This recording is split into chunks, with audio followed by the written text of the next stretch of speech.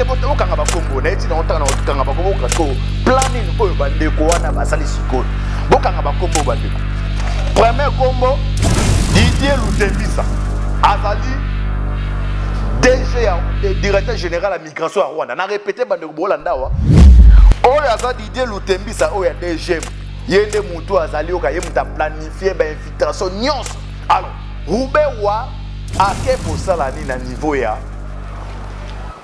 niveau ambassade à Rwanda au bakute na 25. Avant son voyage pour la Belgique, le président Tshisekedi m'avait personnellement demandé na éviter mon kontambo pour a fait sa message au gouvernement et c'est passé la carte réunion au conseil des ministres. Parce que quand ba descend au na carte réunion au conseil des ministres. Bo fandi bo ministre était le monde ba dimi yango. Mais ya awa na débat parce que non Tshisekedi a lobela qui est personnellement. Il y a très de cas de diabolisation médiatique. So on a évité à comprendre au monde c'est comme si na Tshisekedi na bango bazaki a même. Hi you guys, you're watching Africa TV Network. Make sure you stay tuned and keep watching. Welcome to African TV Network. We are in Albany, New York, the capital of New York City. Bandeko oyo za Africa TV. Il faut bo s'abonner. Masolo evandi nde awa. Attends, masolo nyo c'est ça kaka awa. Donc abonnement nyoso. Ouais, Africa TV. Nathan. What's up guys? This is Africa TV Network. Bauti bozolanda chaîne biso ya Africa TV Network. C'est bien de s'abonner massivement. Abonne sur ba court penda base de la petit numéro. Blaise Makozo Yoka. 1/0D. Africa TV Network. Makamo. Non que pas les grands boss. 10 ans d'avance Mouké Image. Ndé non que pas naé. Bonjour, bonsoir na balandi nyonso ya Africa TV Network. Mbote na bino, mbote sika bozali partout dans le monde, nzamba za na bino. Toye na mboka ya Europe d'abord na Suisse, to moni que toko bibliothèque vivant. Na pesi mbote mama Konde Chita la main de ce premier. Maman Kabasi Charlotte, maman Dédé Charlotte, bozana Asie, Océanie, en Afrique sans oublier en République démocratique du Congo.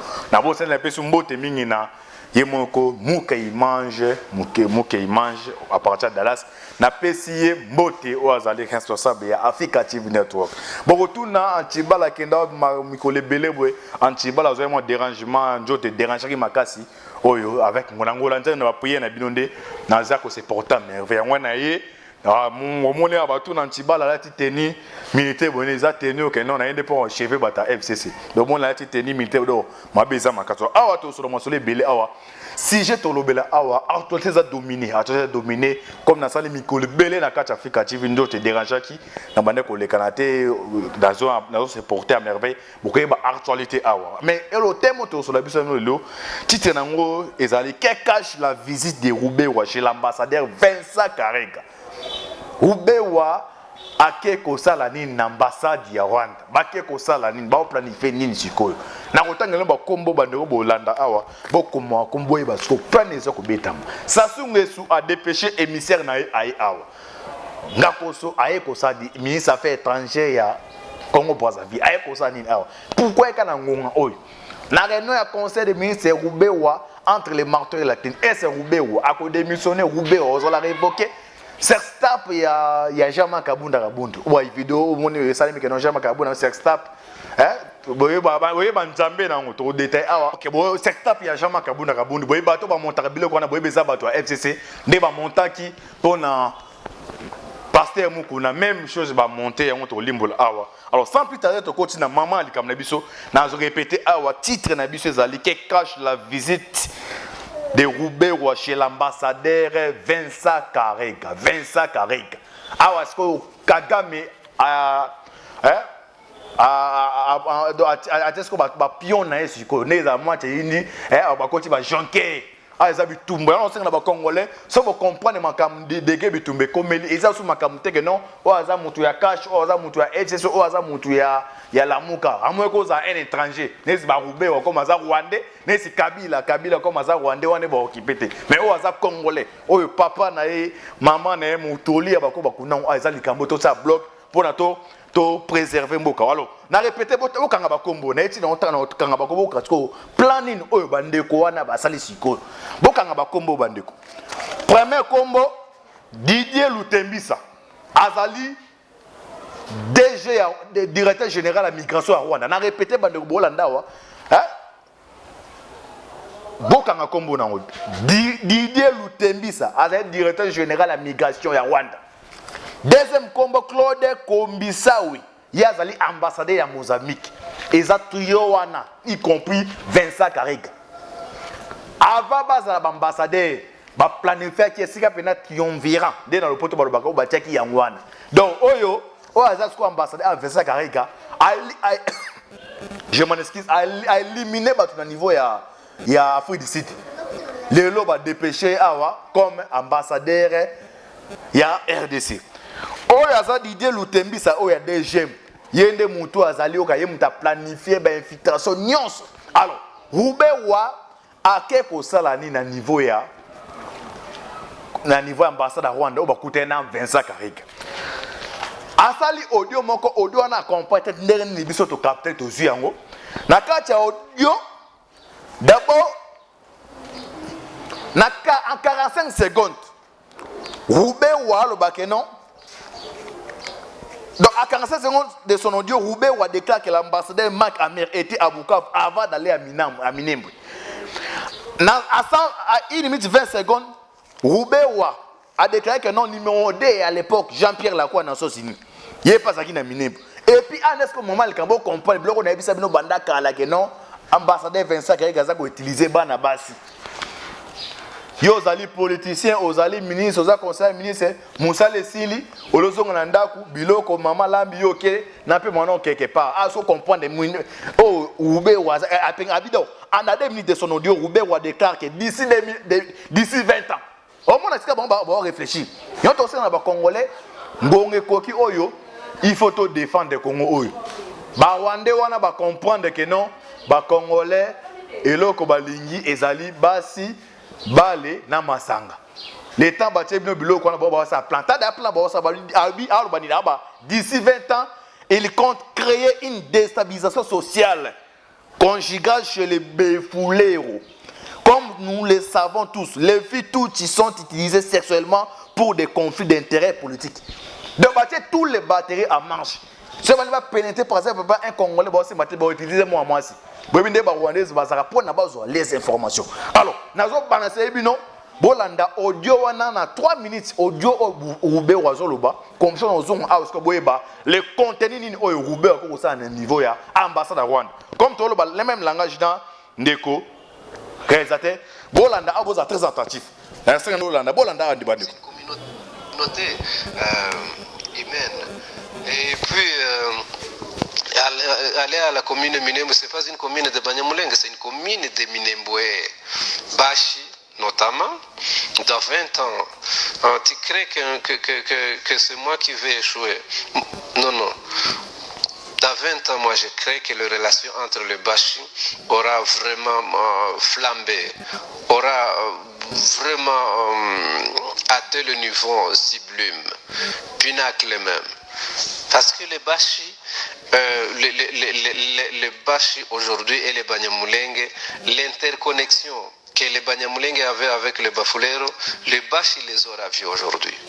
Nos filles qui sont dans les Bashi, qui sont mariées par les Bashi, elles dépassent de loin. Oh, ça extrait mon audio bandeko. Extrait mon audio auto balancer bino boka, Rubewa mutaso ban audio out.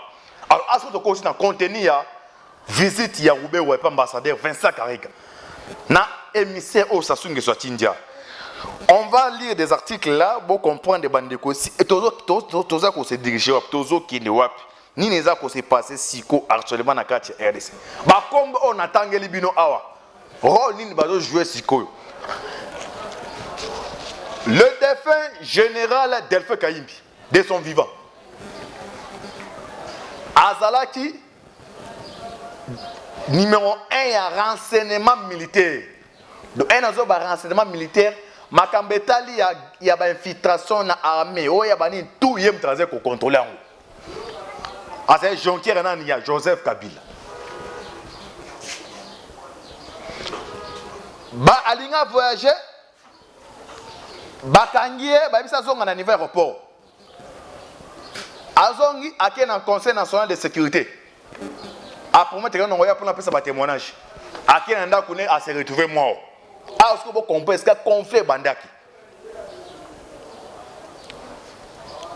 Le 2 septembre 2019, bandek, vous comprenez ça, ok? Le 2 septembre 2019, Delphin Kaimbi a commis Mukanda dans le gouvernement. Alors, que non, bon, dit ma accréditation, il y a Vincent Karega comme ambassadeur. Est-ce que ça y a un élément oyo? Kabila, comment on comprend déjà que non, il est à commis traître, et on va passer à l'élimination. Pas de tout cas, tout le temps, article au bandeko, Togozon a tout contribué, et c'est comme on a là.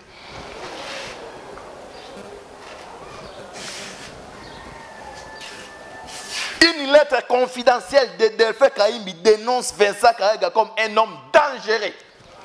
Ah, on sait un président de sécurité. On sait un ministre de la Défense. Mboka Oyo, Nzambi a pesi biso nyos. Mais biso moko nde ba Congolais. Tolingi boneng na biso te.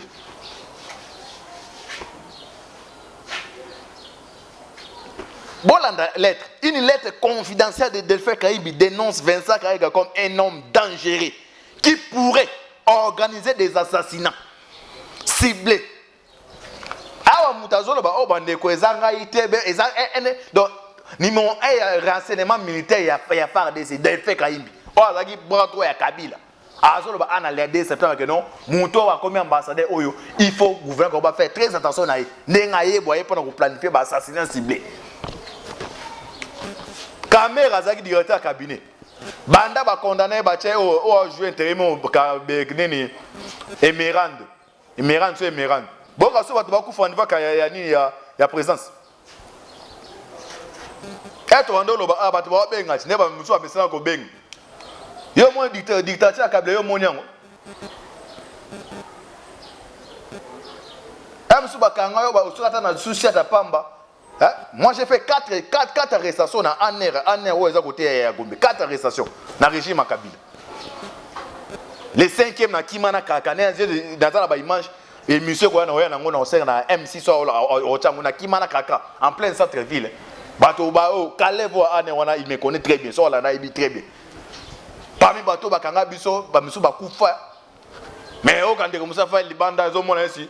Yo Landawa Mukanda oyo Vincent Karega comment vous comprenez pourquoi Ubewa bon comment comprendre liaison on des étoiles d'araignée on des ça les créami étoiles d'araignée on bon comprendre tout na te bande pourquoi banda caméra il est à condamné ba Ubewa comme ça ba carton clairement bon comprendre ngote bazaki à l'aise caméra zaki directeur caméra que non nous tous en appui on a biso avant de former biso en temps réel. Mais les pions là, il est maintenant condamné. Alors bon, on va comme au but masiko. Dès qu'on a vu avec la tangue, on a souka tous les bas. Ah, Bolanda, nini lettre. Une lettre du 2 septembre 2019, signée par le général-major Delphin Kaimbi, dès son vivant, sous le chef d'état-major en charge des renseignements, avait prévenu les autorités congolaises qu'il ne serait pas de bons augures d'accepter la nomination de Vincent Karega comme ambassadeur du Rwanda en RDC. A continué bien plus. Son accréditation dans notre pays après avoir été chassé. Donc, un niveau à Foudissa, personne non grata. Donc, on a grata à Rotiamatambe dans niveau félicité. Babengata Mouta, personne non grata, mais n'a évité na manginini, oh, lelo awa, a commis ambassadeur. Et puis, il relait à cette terre, à ce qu'on a comme ça, déclaration médiatiquement terrible. Le oh, il y a un oubéo. Nini baza ko planifié. Congolais to la muka, Congo to la muka. Bolanda, il dit Lutembi, ça va comme on attend beaucoup parce que c'est étoile d'Arena de Salimi. Opérant en réseau avec Didier Lutembi, directeur général du service d'immigration du Rwanda, et Claude Kombisawi, ambassadeur rwandais au Mozambique. Karega était impliqué dans plusieurs dossiers d'assassinat des opposants réfugiés à l'extérieur, dont l'ancien chef de renseignement rwandais Karegeya. Il est aussi réputé dans le nettoyage et l'infiltration des services et d'autorités classifiés, ayant vécu en RDC pendant de nombreuses années et formé à l'université de Lubumbashi. Alors, Nini va planifier ce coup. Tshisekedi annulé commune ya Minembwe. Asengi atia bacha comité mo restreinte au baza ba kivusiente bato ba uti banda baya ba lukandeni ba régler conflit wana.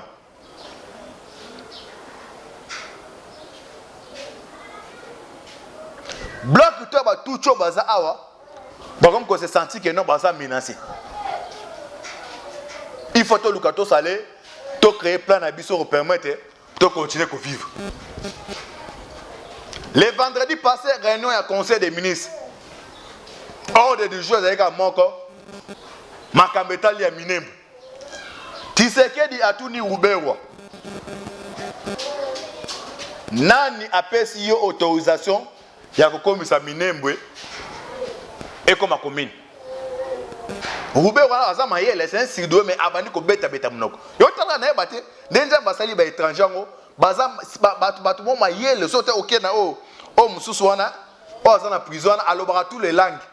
Soit ya fa na bino abeti 2 jours comme lo ba langue na bino ko leka bino moko. Ndé ba Ruberwa joana azaki na difficulté. Aza difficulté ya maloba. Pour exemple, c'est que nous faut un document ou un ordre ou une personne comme ça, Minembwe commune. Directement, Ruberwa, avant que tu aies Vincent Galileo, à sa réaction. Bon, réaction Ruberwa. Tout le bateau, bon, landa, vous comprenez ce que je vous comprenez que non, en tout cas, dans le sens où on a un direct, on a un direct émission, rappelez après. Rappelez-moi pas en direct émission. Ok, dans ce cas, en direct. Alors, toi, tu as l'habitude de balancer les bino à Bolanda. Maintenant, si vous avez Ruberwa a fait les répliques. Heureusement, les Congolais me comprennent déjà. Réplique, n'est-ce pas réplique à Ruberwa Zani.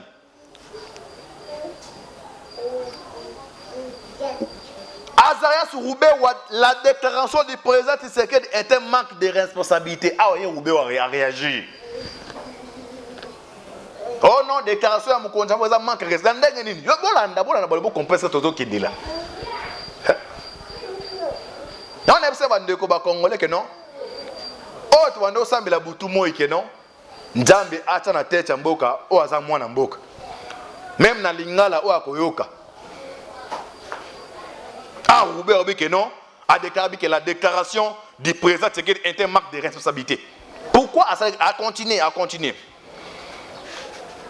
Avant son voyage, azo limbola bandeko. À travers interview, azo bandi alobi. Ah, Ruberwa que non, bolanda bandeko. Avant son voyage pour la Belgique, le président Tshisekedi m'avait personnellement demandé.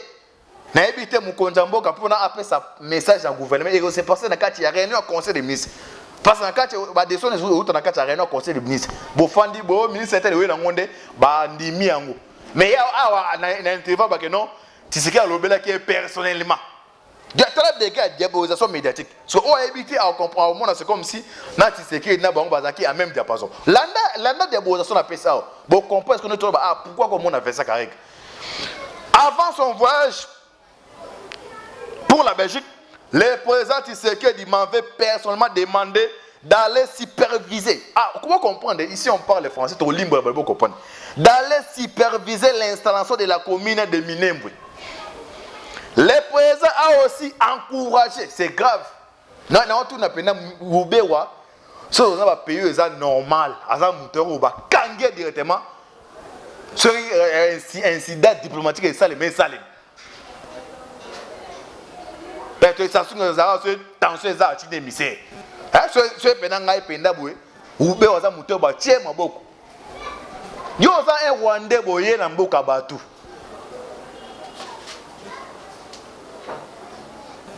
Donc avant son voyage pour la Belgique, le président Tshisekedi m'avait personnellement demandé d'aller superviser l'installation de la commune de Minembwe.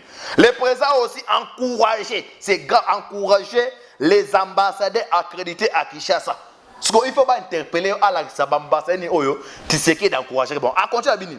Alors, à Kinshasa ainsi que plusieurs députés à me rejoindre. Au Tshisekedi a député qui est pour n'avoir commis sa Minembwe commune. Député, Daniel Saf, ah, mais la banque. Député, mais la banque, c'est grave. Et au moins, la maman, je suis à ma colombe, lui, que banque, me faisait campagne. Mais la base, on a tout nos diffamations, là, ça preuve, n'importe, donc, il y a une ligne, là, qui dit, bonjour, bonjour, député, n'a pas. Na mwangamoko na ngamoko aya tiki jeep ah Congo.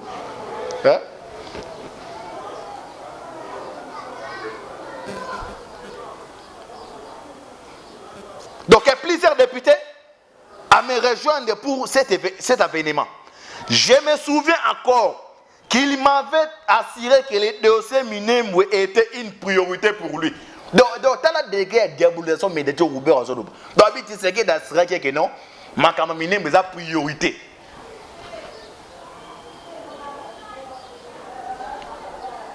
Bon pour y aller ma casse pas antiba ça bon ça tout le monde on va bander on va être parce que ba auto abi alati nini ya Kabila ya zo banga te to bomai ana fm non antiba mon na ba aventure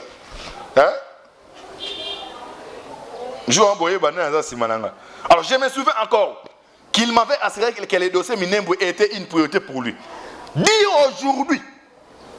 aujourd'hui qu'il n'était au courant de rien et que j'ai tout fait seul. Ça se référait à lui. C'est un manque de responsabilité. Ah oui, ça, outrage, on appelle le pot, outrage, n'est pas moi.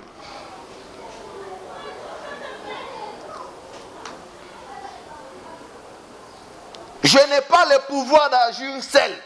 Le président est au courant de tout. Alors continuez, allez aussi interroger l'ambassadeur américain. Il vous dira tout. Il y a toutes les traces de nos entretiens avec le président sur Minembwe. Ce que nous refusons, c'est l'élimination du président avec la publication de tous ces éléments sur la place publique. Publiée.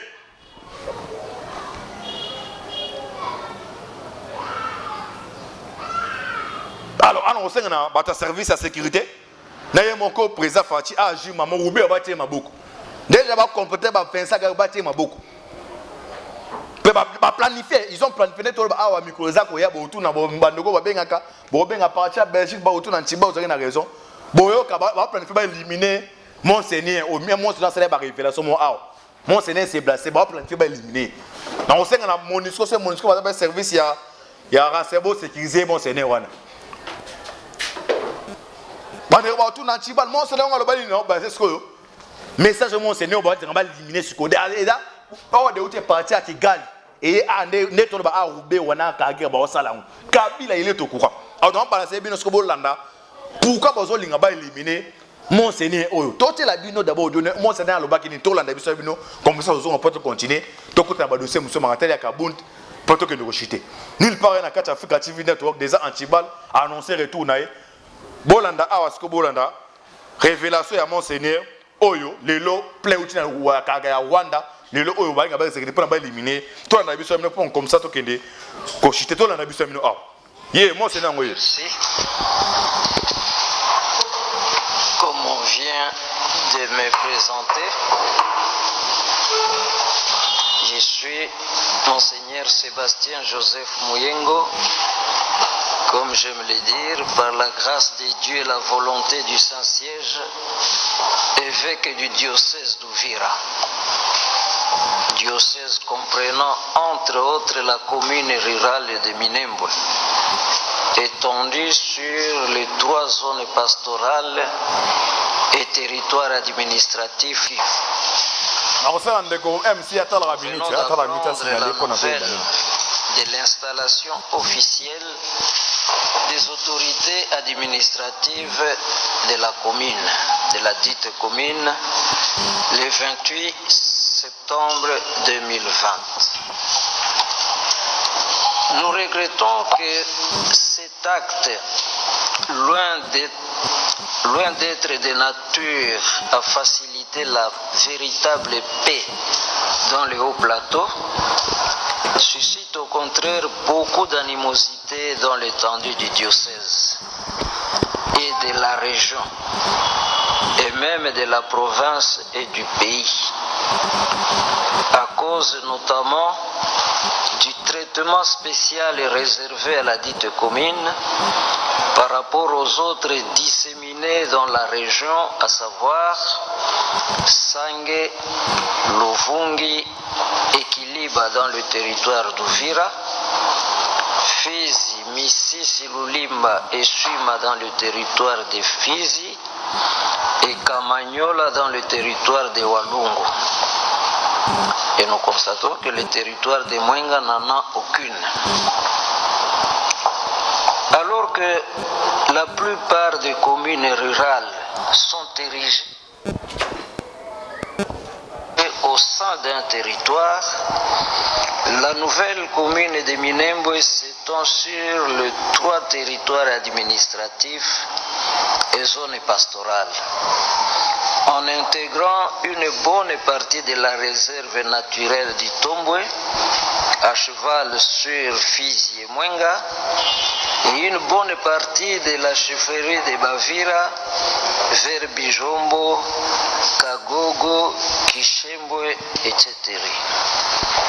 Sans oublier de signaler que la République compte 250 communes rurales, parmi lesquelles, à notre connaissance, seule celle de Minembwe pose problème.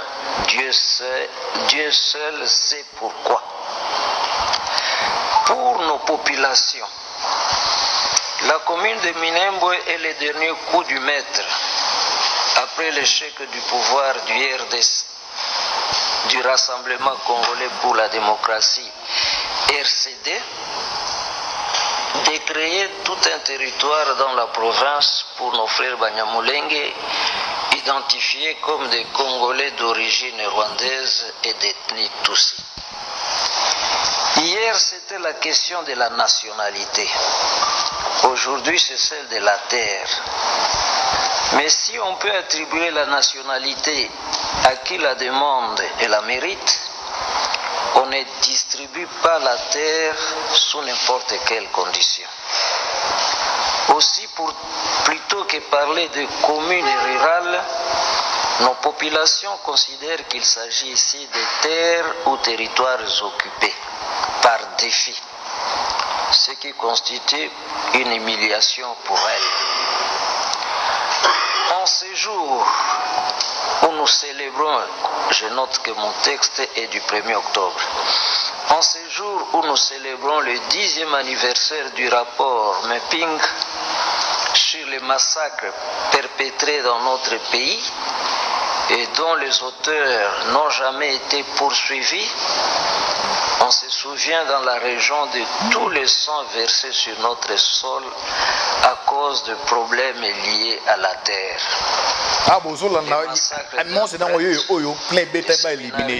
Religieuses et laïques à Kasika, les femmes enterrées vivantes à Mwenga, les massacres de Makobola, Katogota, Kavumu et j'en passe.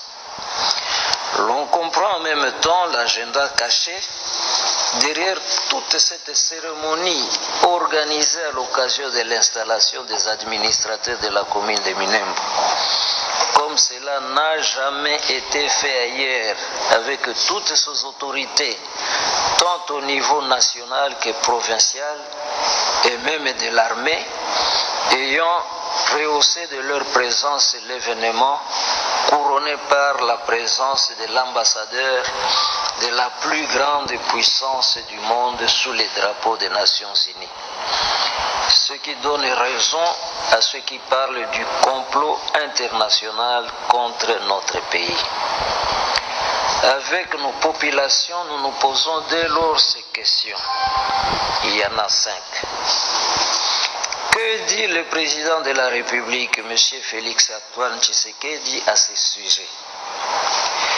Va-t-il continuer à affirmer qu'il n'y est pour rien dans cette situation parce qu'elle date d'avant son arrivée au pouvoir?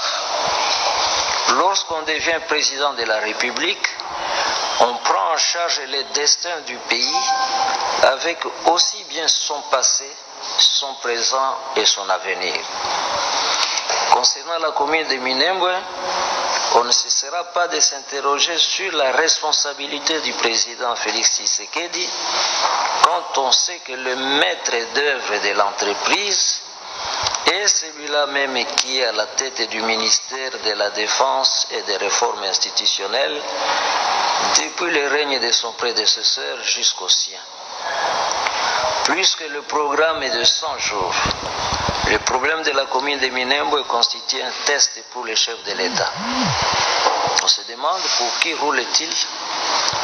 Pour le peuple d'abord, comme le jurait son père, ou pour ceux qui, comme on l'attend, l'ont placé au trône afin de se servir de lui pour en arriver là. Nous craignons que s'il laisse faire les cas de Minembwe, le processus du démantèlement du pays ou de ce que l'on appelle la balkanisation soit amorcé avec sa complicité. Ce qui en droit constitutionnel constitue une haute trahison. Que disent nos députés, nos élus députés et sénateurs des territoires concernés? Nous félicitons ceux qui se sont déjà prononcés à ce sujet. Mais on peut se poser la question de savoir où étaient-ils lorsque les décisions étaient prises au Parlement, si jamais elles y étaient prises.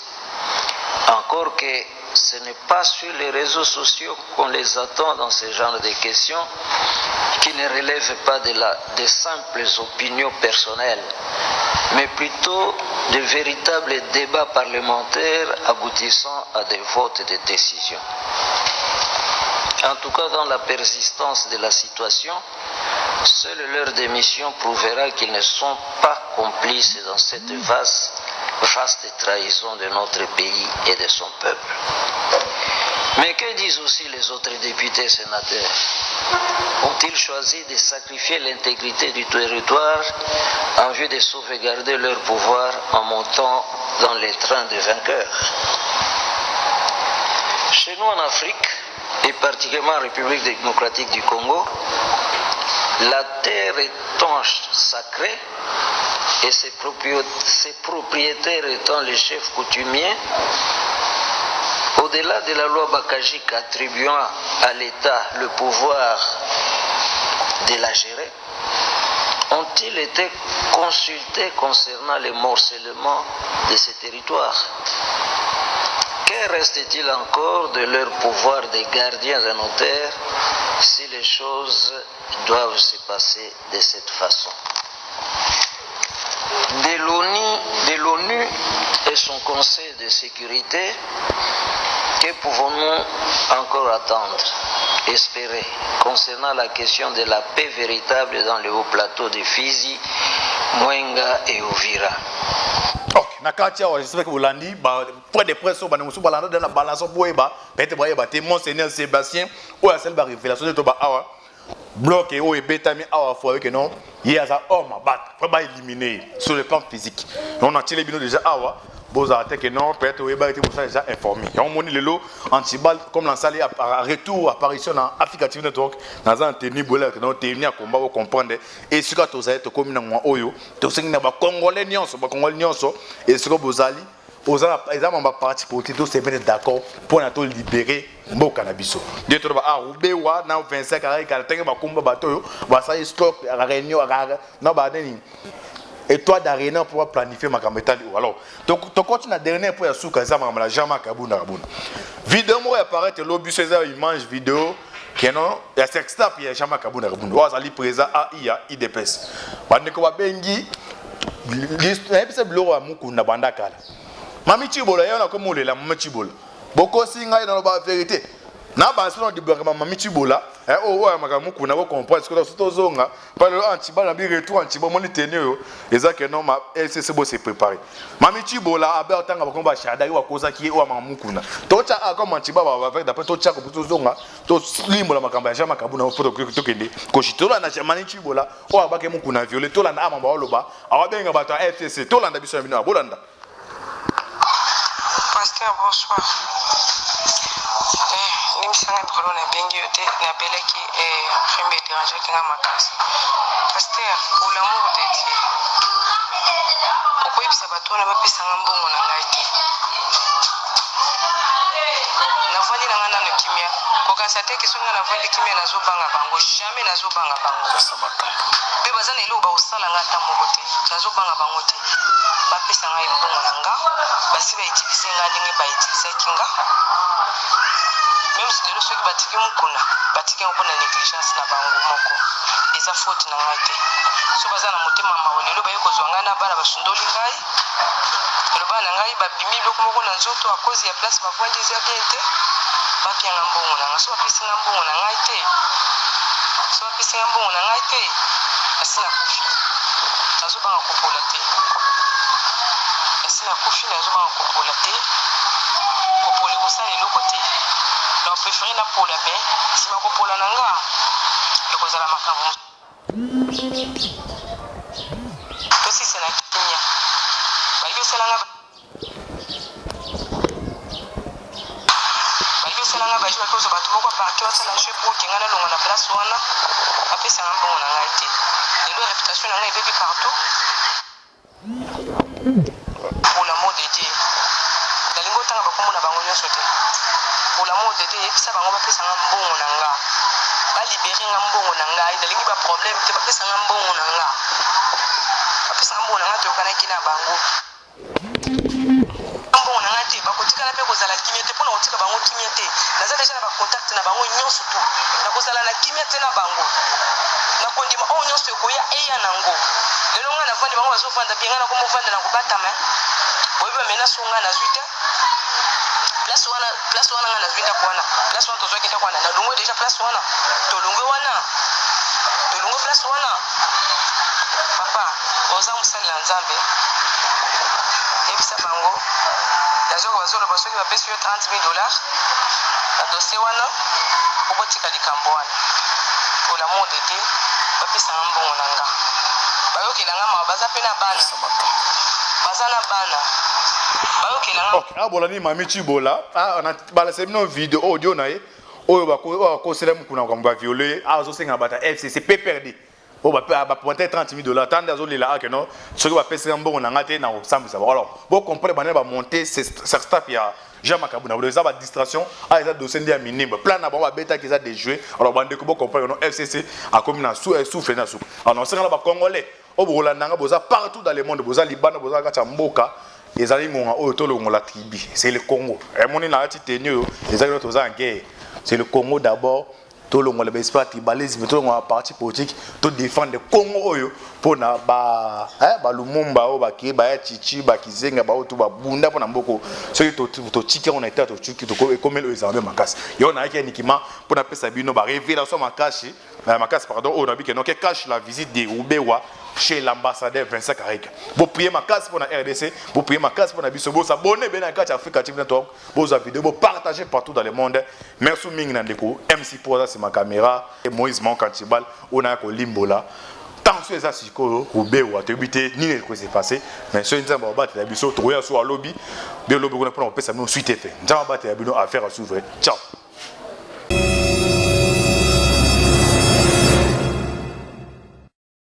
Bana Kinshasa topesi bino lisusu mbote ezanga ndeko na bino Ben Lobich toye lisusu na video oyo pona koyebisa bino ete DV Loterie 2022 ezali ko banda le 7 octobre ti le 10 novembre na yango wana esengeli na biso to retenir quelque chose eloko to retenir ezali nini eloko to retenir ezali ke mibeko ya DV Loterie esi échangeant ezali kobeta malisusu ndenge ezalaka kobeta makalate oyeka bakangi yo photo mais sikoyo ezali kosenga na mutu nyonso oyo alingi ko participer na programme ya DV Loterie esengeli na ye kozala na passeport na ye biométrique en cours de validité tolobi passeport biométrique en cours de validité na yango wana passeport oyo ezali kopesa yo opportunité to ezali ko garantir yo réussite à 75%.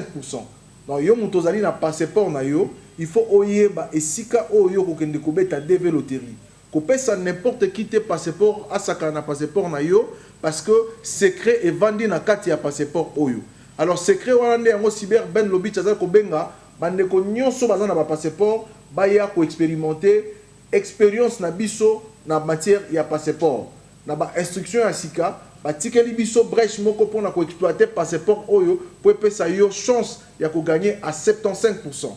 Yango wana tozali koyebisa na bino boya ebele na ba cyber na biso ezali na bon marché en face ya Hôtel Phoenix, tozali na lemba na galerie Igota Nzambi pe libanda ya Apocalypse 22. Na lobi bien na katité mais libanda ya Apocalypse 22. Tozali pe ko garantir bino lisusu ete na cyber café Ben Lobich yo moto ozali ko beta DV loterie, ozali na garantie soki ozui, ozana mbongo te prise en charge ezali, logement ezali na États-Unis pe encadrement pour na kosunga yo ozwa musala o s'installer correctement na États-Unis d'Amérique. Yango to beleli bino lisusu boya ebele to tombeli bino pe ba bonne chance ebele pour na DV loterie à 2022. Merci beaucoup. Welcome to African TV Network. We are in Albany, New York, the capital of New York City. Bandeko oyo za Africa TV. Il faut bo s'abonner.